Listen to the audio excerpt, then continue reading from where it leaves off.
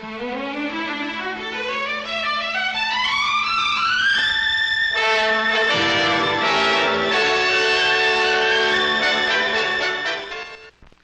this is Gary Moore.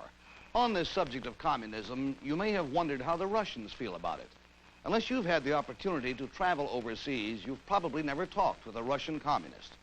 For a pretty good idea of what it's like, I'm going to introduce you to a very interesting man who knows the Russians well.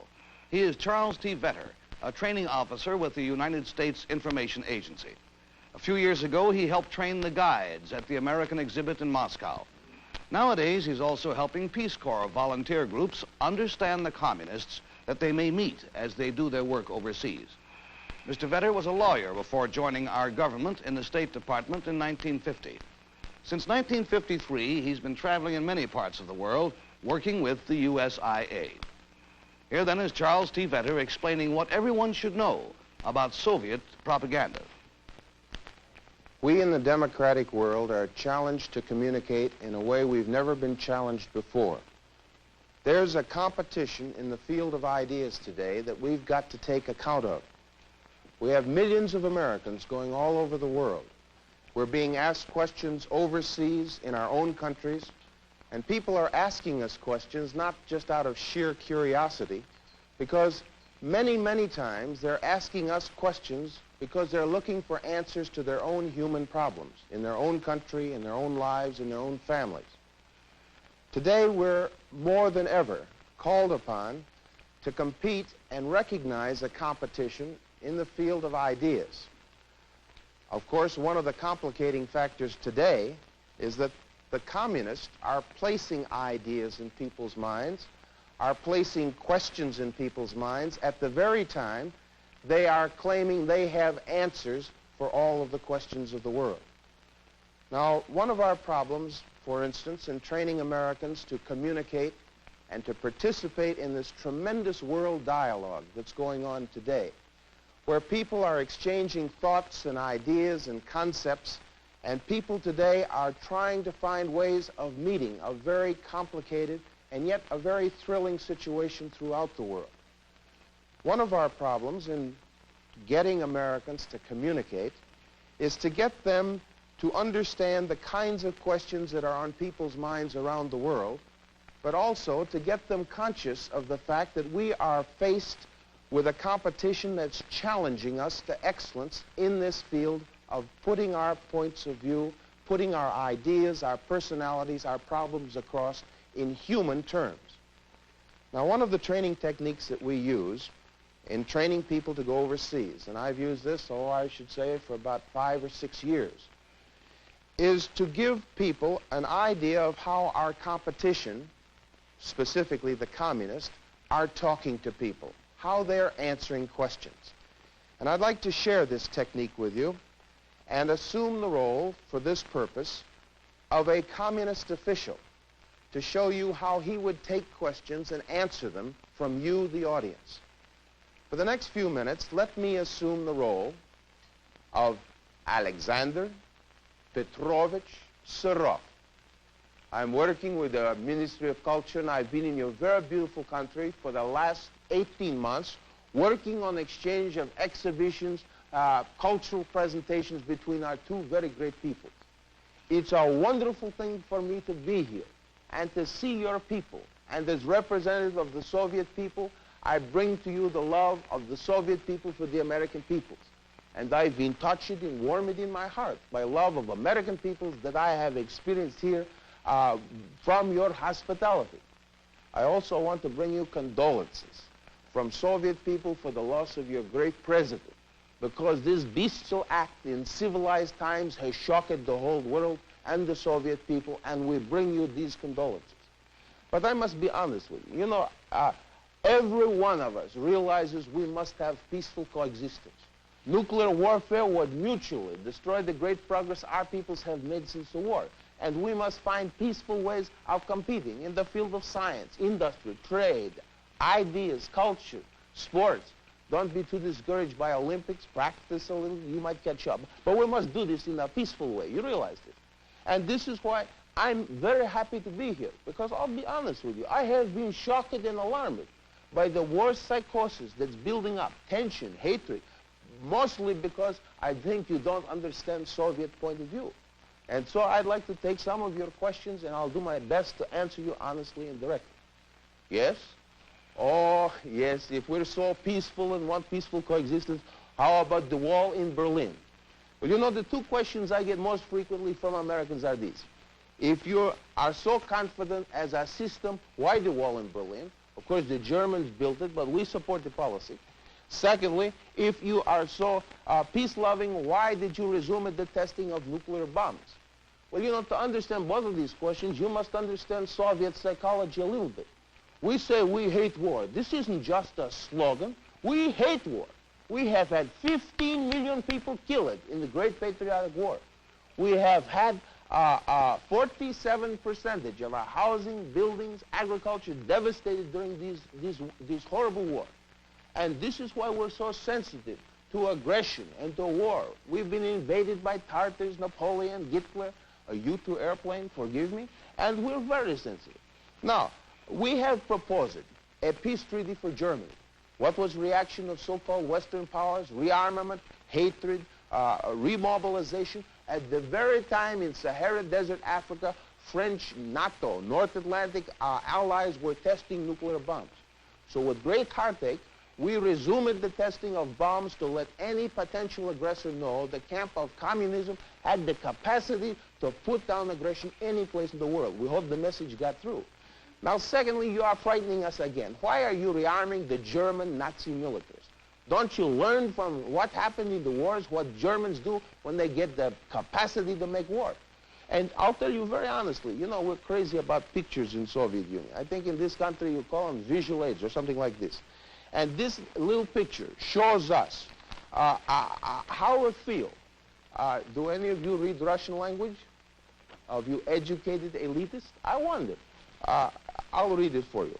You know, in the Soviet Union, we had 700,000 Soviets who were studying English language last year. We are studying very hard because we want to know. But this little picture shows how it says, "Nas svoyu golavu," on your head. And we feel the responsibility is on the head of your government for putting NATO sign over the old swastika of the Nazis.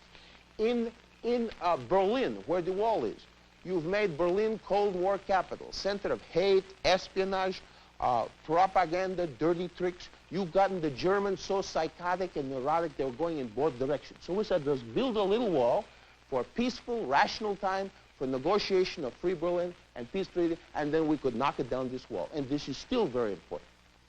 What is this?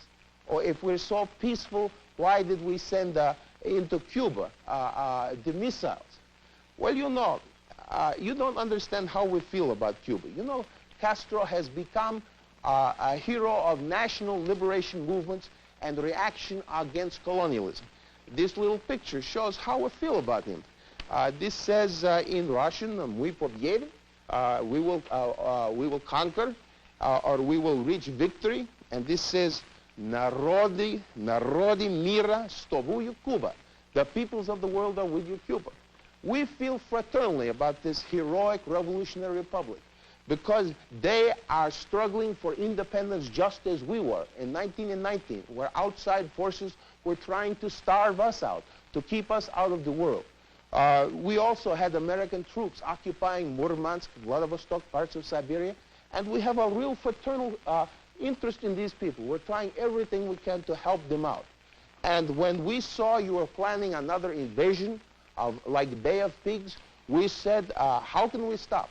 So we put in defensive missiles to let your leadership know that there would be nuclear experience in the United States if there was invasion. Fortunately, your president has gotten the answer, promised the world there'd be no invasion, so we took it away, these missiles.